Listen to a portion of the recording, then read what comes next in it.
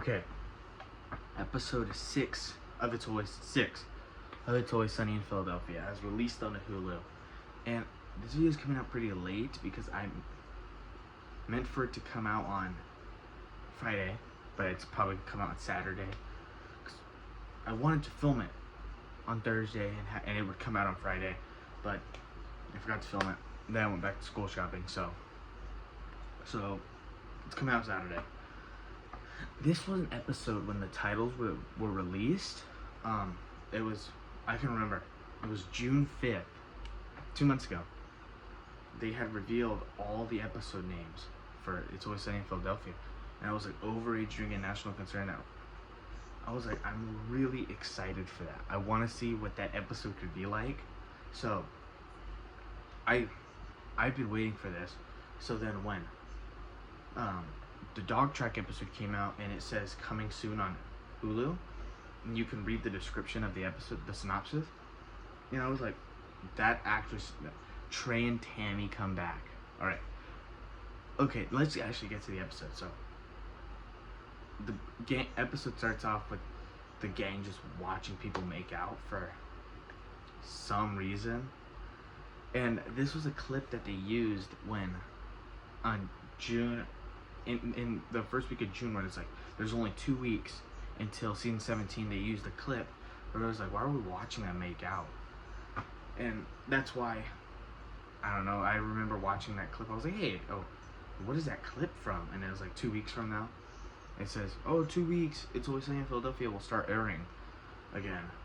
But they start looking around and they're like, all these kids look really young. And there's a cameo from Rob McElhenney and Caitlin Olsen's kids. I think both of them.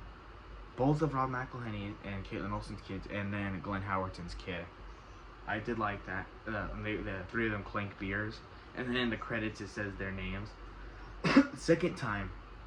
That is the second time Axel McElhenney has appeared in an Always Sunny episode. So, second cameo from, why can't I think Axel McElhenney, I just said it. And then Trey and Tammy from the original overage drinking episode. Underage drinking. Underage drinking national concern. My favorite episode from season 1.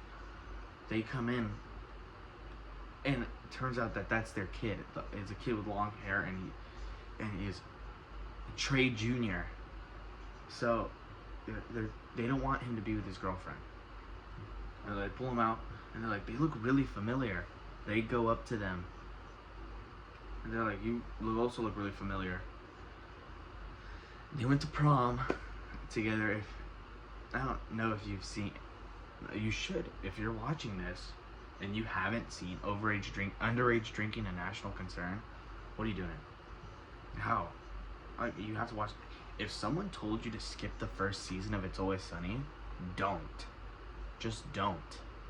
Because I still think that's a solid season. Yes, it's not my favorite season. On rewatch,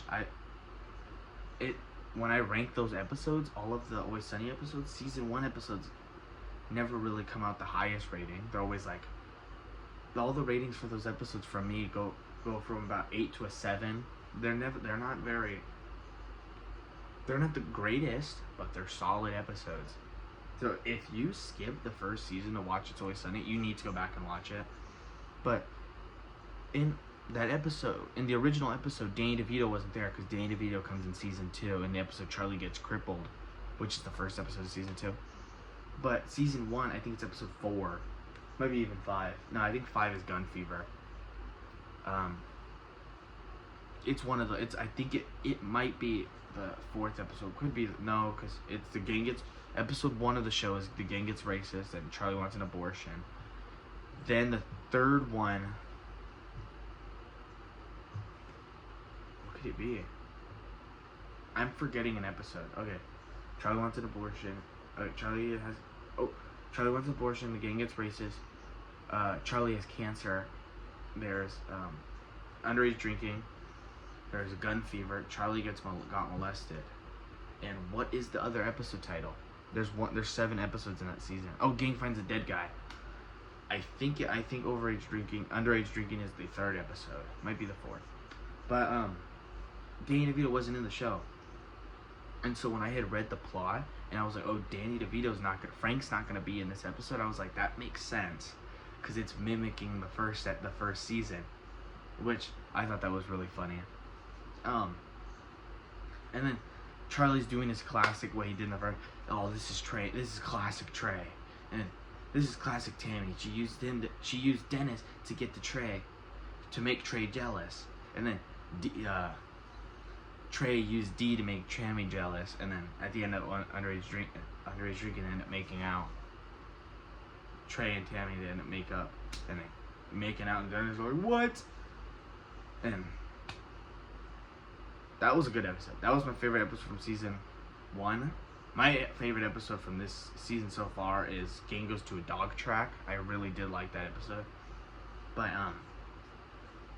yeah. I'm not done with the rating. Don't think I'm done. It's a good episode. You need to watch this episode because It's Always Sunny in Philadelphia is so good. Actually, this is so far, there's only 2 more episodes left. This is actually coming up as probably one of my favorite seasons, because like before, my favorite season is season 7, and that's because that season barely has only 1 bad episode, and that's Frank's brother, which is my least favorite episode in the entire show. I hate that episode, Frank's brother. I always want to skip it on rewatch. On it, like a lot of people, like I think I've said I dislike the Gang Cracks the Liberty Bell, but the more I watch Gang Cracks the Liberty Bell, the more I enjoy it. But the first time I watched Frank's brother, I hated that episode. It's my least favorite episode in the entire show. It's so hard to sit through, but that's like bottom tier. I think it's one of the lower rated episodes of Always Sunny. But this season, season 16 had the same thing. It had 1 episode I didn't like very much. That's Celebrity Booze, the ultimate cash grab.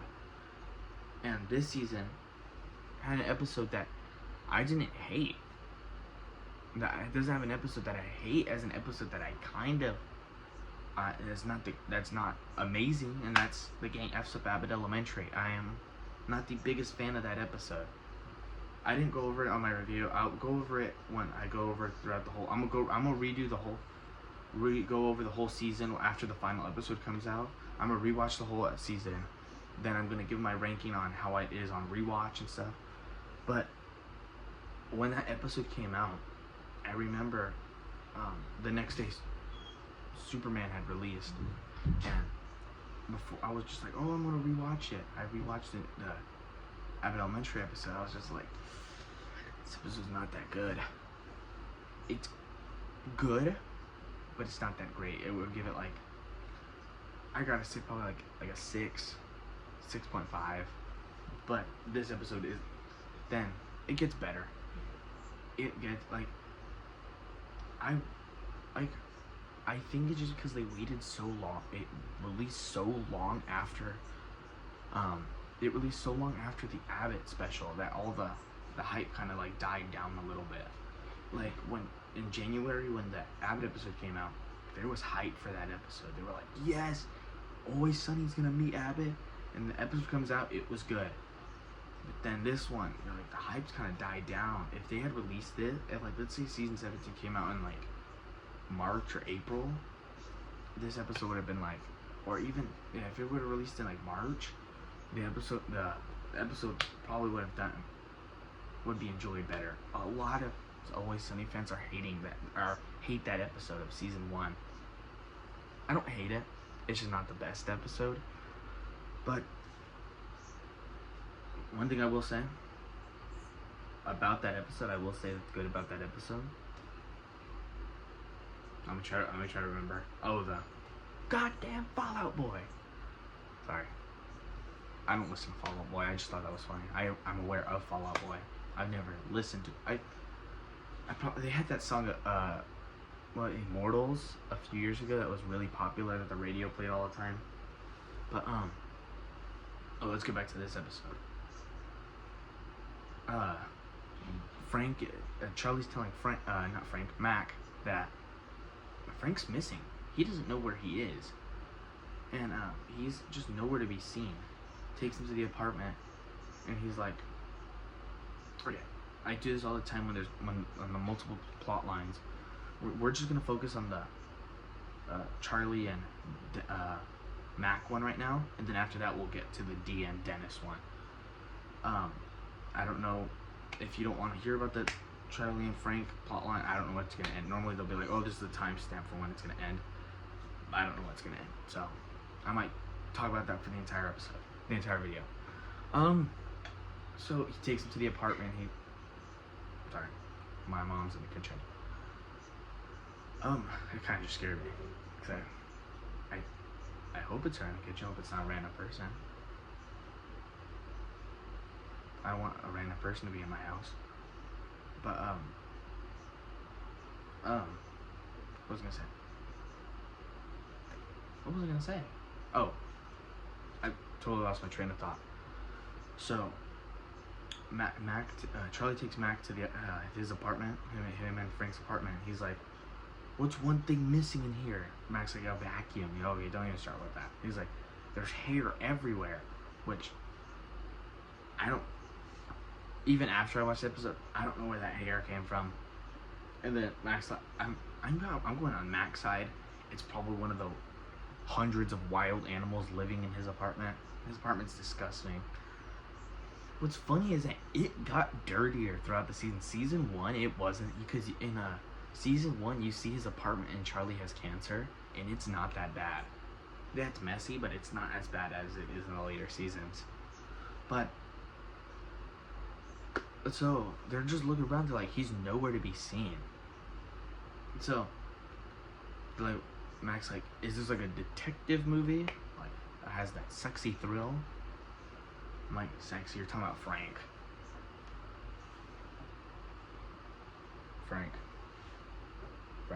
Sorry.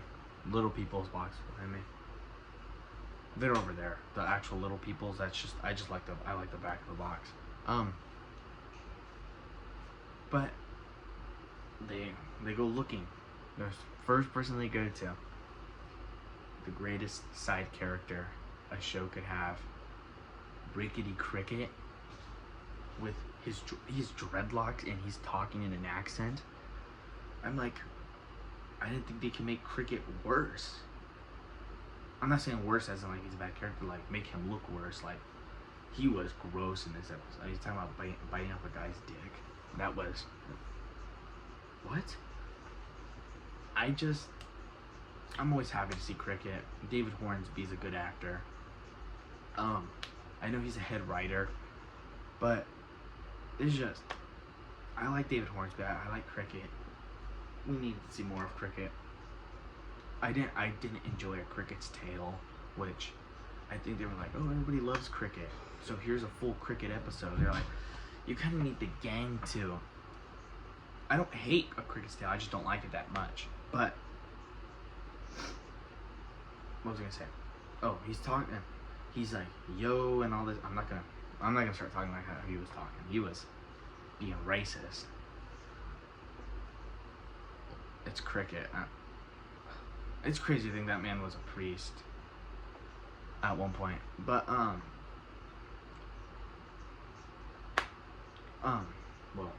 my was cracked. He's like, maybe I do, maybe I don't. He has an NDA signed by Frank. He gives it to him. Jack Kelly's. He has a NDA. That I say, I don't know if I said NDA signed, but Frank told him not to talk. And then they go. It's Jack Kelly who signed it. Charlie's uncle. So they go to him. Sorry, I got a text. But it's Jack Kelly. And they sit on the couch. He's like, hey, Charlie, I'm a lawyer. Sorry. I used to be good at a Jack Kelly impression. Then I hit puberty. Well, I used to have a pretty good Jack Kelly impression. It kind of went down kind of a lot. Like, yeah, I recorded myself saying, I'll see if I can find the video, but it was like, when in like 2023. I had started watching the show in 2023. That was in, I'm not gonna say what grade I was in, but I started watching at the beginning of 2023. I finished in a month, in less than a few weeks. Cause I would get back from school. I would watch so many episodes. Get back from school, all the entire week. In the weekend would come. That's all I would do was watch Always Sunny. And then I found, that was before I even found out they were making season 16. They announced. I was like, okay, I'm watching that. I watched those as it was coming out. And then I showed my mom Always Sunny. By the beginning of 2024, I showed my mom Always Sunny, and she was like, "Oh yeah, that's pretty good. It's a pretty good show." But then, now season 17, I watch it with her as the episodes are coming out. But when I first started watching it, I could do a mean Jack Kelly impression. That was a good impression I used to be able to do, and it really went down a lot. Like it. I wish I could. I'll try to find the video, but so they go there. They're talking. He's like, Charlie's the owner in Frank's Foundation. And they're like, what are you talking about, Frank's Foundation? And nobody knows what Frank's Foundation is. Frank's always starting these little businesses. I mean, look at Frank Cola. He's selling to terrorists, and then it turns out he's selling Frank's Cola, Wolf Cola, to terrorists. Frank's Fluids. You're just like, alright. That is a good episode. Public Cola Relations Nightmare. That's a pretty good episode. But only Charlie can read it. He's like, Mac, you have to get out. Only Charlie can have this. But Charlie can't read. So Mac snatches it out of Jack Kelly's hands. He's not wearing his gloves. It's kind of strange. And then it leads them to a storage unit. They go to a storage unit. They're opening it up, all scared. They're like, oh my god. It's just toys. You're just like, oh, you go in over there. There's a camera. There's dick pills. They're like, oh. They're like, did he kill himself? Because they talk about how Frank always wanted to go out with his dick and heart exploding at the same time. So when they see he took like 4 packs of boner pills, they're like, oh. And then, the tape, they put a tape in and it's Frank it's just sitting there. He's like, I want to find the love of my life. And then it cuts to whatever he taped over. Real question is, why is the gang still using tapes? I found that funny because they've been using tapes for so long. I mean, I can understand maybe the first few scenes, but like in recent years, they still, like in this episode, they're still using tapes. You're like, Frank, you have a phone. All right, ran out of storage. Sorry. Okay, yeah, we're laughing about how they're using tapes. Okay, now we'll go back to Dee and Dennis's thing. Dee and Dennis, they're just like, there was something off about Trey and Tammy's relationship. Okay, so Trey and Tammy, they meet up back at the bar, and then it'll tie together at the end with the Charlie story. I didn't finish that one because it finishes where the Dee and Dennis story ends. They meet up at the bar, and then they're like, there's something off about the relationship. So they go to their house, and then they're like, well, you get a cameo from Dennis's Range Rover in this episode. I don't know. It's always good to see the Range Rover again. You can. No, you can. What am I saying? What am I saying? So Dee's like, what the hell is that smell? Dennis is like, oh, that's bull testicular fluid. So it's bull's testicles, bull's balls, the fluid from their just fluid, and they're like, it's like, that smells terrible. He's like, you're supposed to drive females wild. He's like, she's like, human females? He's like, well, it's not gonna work on you. You're my sister. That's weird. If it did, we would have a problem. And Tammy opens the door. She's like, did one of you step in dog poop? And he hands her the, I think it's wine, whiskey, vodka, I don't know. He hands her a bottle. They go in. Dennis goes with Tammy. Dee goes with Trey. Dee's talking about like, I got to the dump. Out of nowhere. It's funnier in the show. But it's funnier in the show. Sorry, I'm repeating myself again. So they're talking with Dee's talking with Trey. Trey's doing the laundry, and for some reason, Dee and Dennis have a big problem with that. That he's kind of like a stay-at-home husband, stay-at-home dad, because he's doing laundry, he does the dishes, and he cleans and gets the groceries. For some reason, Dee and Dennis have a huge problem with that. It's on brand for their characters, but it's like, it makes sense for Dennis to have a problem with that. I'm like, oh, Dee having a problem with that? Huh. I'm just like, alright, it's like, nothing. Nothing wrong with that. If you want to do that, you can. But he's like, oh, Tammy makes all the money. That he does this. And then Dee's talking, and he's saying that nothing, that he hasn't been anything sexual between him and Tammy recently. So him and Dee are talking, trying to remember what Trey was talking about. I remember it's just I watched the episode 2 days ago. I watched it on Thursday because that's when it premieres on Hulu. I feel like that's when a lot of people see it, because not many people watch it, and not many people have cable television to watch it on FX at 9. But if I did, I would totally watch it at that time. But they're talking, and then Dennis and Tammy are talking. It cuts to Dennis and Tammy. He's like, I think an animal died. He's like, an animal didn't die. No, obviously the testicles aren't working. The fluid, the smell. That probably smells bad. So they're talking, and he's like, and Dennis cuts straight to the point, like he always does. Like, go back to the high school episode. I think it's part 2, maybe even I think it could be part 1. Where he's talking to Tim Murphy's wife, and he's like, I want to be you. I want to be inside of you. You're just like, Dennis, what are you doing? Oh my God. Okay, so she's like, no, I don't find you attractive. Dennis is just, what? And then they leave, and they're like, no. He's like, he was all over me, but he was boring. And then Dennis was like, oh yeah, she was all over me, but I didn't want any of that.